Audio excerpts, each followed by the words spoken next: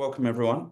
Thank you so much for spending your morning with me on this Thursday afternoon. My name's Namish. I'm the founder and the CEO of Satchel. I was a former classroom teacher and administrator, and today Satchel work with thousands of schools and districts across the US, the UK, and many other countries around the world. Our business is about 12, 13 years old now. And so we've got a lot of experience working in K-12 over those years. Today, I want to talk about and share some of our lessons that we've learned in terms of teaching self-awareness in the classroom. And really, I'm going to be sharing some simple tactics that counselors can share with teachers. That's really the goal of today, to give counselors some tactics that have very little effort, and we can use these to coach and support our classroom teachers. It's really, really important that we can help students practice and provide opportunities to learn self-awareness. So hopefully, it should be informative and useful. So, what is self-awareness?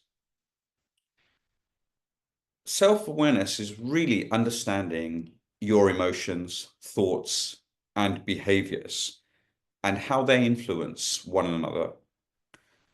This is really a skill that is foundational for emotional regulation, motivation, and healthy decision making. There's also lots of research that shows that when you have strong self-awareness skills, it improves behavior, learning focus, and naturally relationships in the classroom.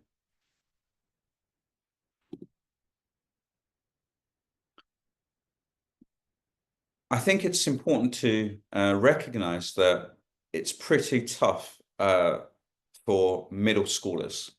I think it's important to acknowledge the emotional intensity, identity exploration, and just the peer dynamics that define middle school years.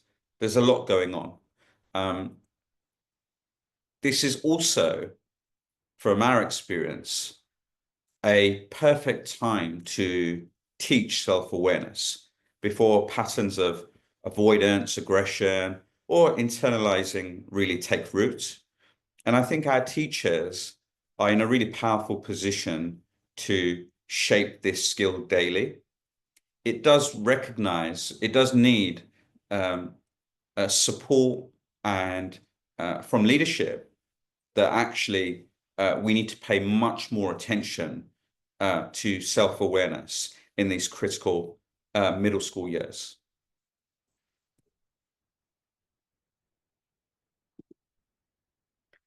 So as I said, I want to share a couple of tactics with you today. We'll go through 5 if we have time. So the first one's really easy. And you may have done this in some shape or form in the past, but think of it as a mood meter check-in tool. So we can encourage teachers to use a brief check-in. We can encourage our teachers to use brief check-ins to start to normalize talking about emotions. This can be done with color zones, emoji charts, or simple questions like, how are you feeling today and why? And we can explain how these tools really help students pause, reflect, and connect mood to readiness for learning. One of the things you'll hear me talk about today, in terms of sounding like a broken record, is being able to do it consistently. This is when you really start to move the needle, when it becomes part of the fabric of our classrooms or the way we teach, that these kinds of tactics, we use them consistently. They don't have to be necessarily daily.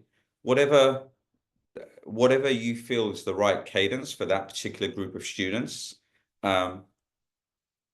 Once you've identified that, the key thing is to do it consistently. And so that's what creates the opportunities to practice these skills. And there are, as I said, there are many ways to do this. You can use software if you want. You can use paper. You can use a simple Google form. You could simply pose a question and share post-it notes around within the classroom. The second tactic, we call it pause and name it. So as counselors, we can coach teachers to create small reflective moments when emotions run high. For example, before reacting to a student's outburst, we can say things like, let's both take 10 seconds. What are you feeling right now? Emphasize that naming emotions builds metacognition and reduces reactive behavior over time. And so, again, there's time and places to do this, but when you're having these scenarios that are happening in your classroom, these are really effective ways to deal with it in a way that can be constructive.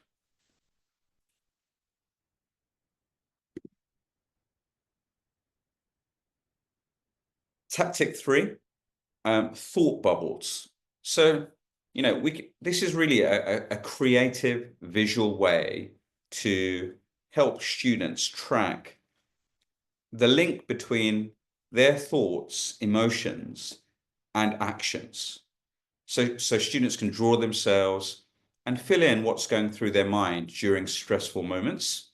And we can you can suggest using this as a bell ringer, or we could do this in advisory time. It's a very simple activity, and it's very interesting once you start doing this. It really does give you a lot more color about how students are feeling, which can then help you in how you engage and teach self-awareness. Tactic 4, identity journals. So, self-awareness isn't just about emotions. It's also about knowing who you are. It's worth focusing or trying to use weekly journal prompts. So examples could be, what am I proud of this week? Or what's a challenge I handled well? We can really encourage teachers to make it low pressure and reflective and not graded. And I think for teachers, again, it's amazing, like if we don't practice this ourselves and make it part of our classroom practices, even though it might only take a couple of minutes, if we don't if we're not intentional about it, we won't do it. That's what we've seen in practice. So I'll come back to that point later about trying these and doing them intentionally is really what makes a big difference. And again, it provides students with really the opportunity to pause, which is critical for developing this skill. Tactic 5, emotional exit tickets. So, have teachers add a self-awareness prompt to their exit tickets. Teachers are very familiar with exit tickets. It's pretty common in terms of how they're used. As an example, how did your emotions affect your learning today? What's the one thing you learned about yourself? These quick reflections help close the loop between emotion and behavior.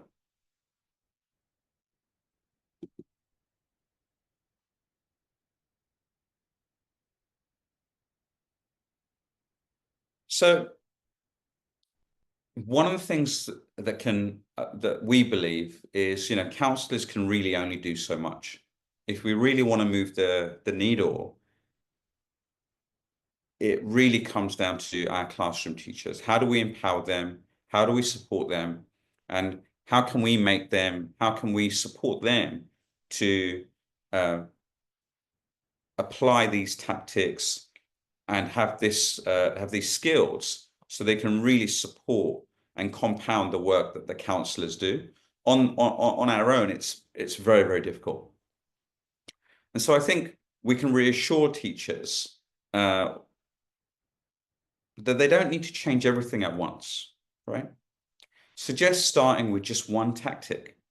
And that tactic may be different across different schools within your school district. The key thing is to build confidence in trying one tactic.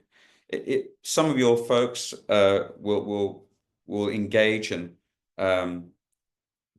be really ready to do all of these things. But in practice, it's much more effective if we can get a broader group of teachers within our school buildings to do it more consistently than having a few power teachers.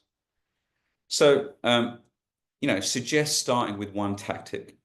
You can offer to model or co-lead the first few times, and make sure we take the administration out of it. So at the end of this webinar, we'll make sure that we share lots of visual resources, scripts, printables. These are really easy to access with low effort, and we're happy to share them at no cost for you to use as part of your toolkit in sharing these resources with your teachers. So we'll certainly do this.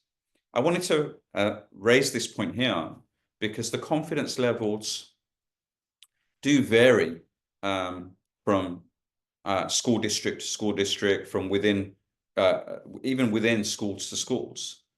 And so you will absolutely have lots of teachers who do this naturally, who are not even thinking about it. And you'll have some folks where some of this will be alien to them. What we find in both of those cases, it's helping connect the dots and linking the skill to the emotion, and then providing actions is really what will make a big difference.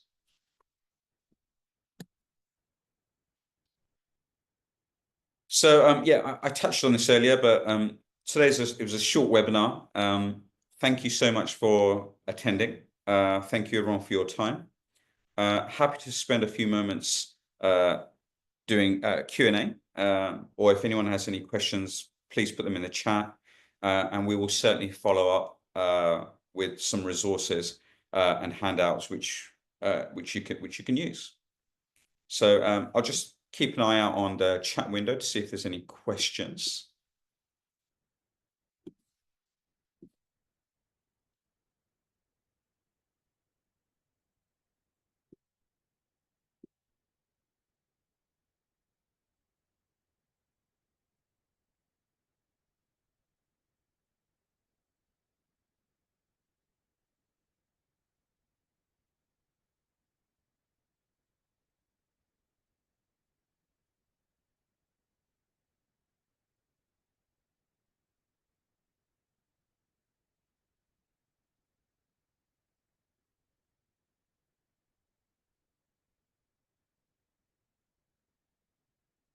So yeah, I can't see any questions at the moment. So on that note, thank you so much again for attending. Have a great weekend. If you'd like to learn more about some of the work we're doing with school districts regarding preventative mental health, then please do reach out. You can find us at www.satchelpulse.com, and we'd love to have a conversation with you. So thank you, and have a great weekend.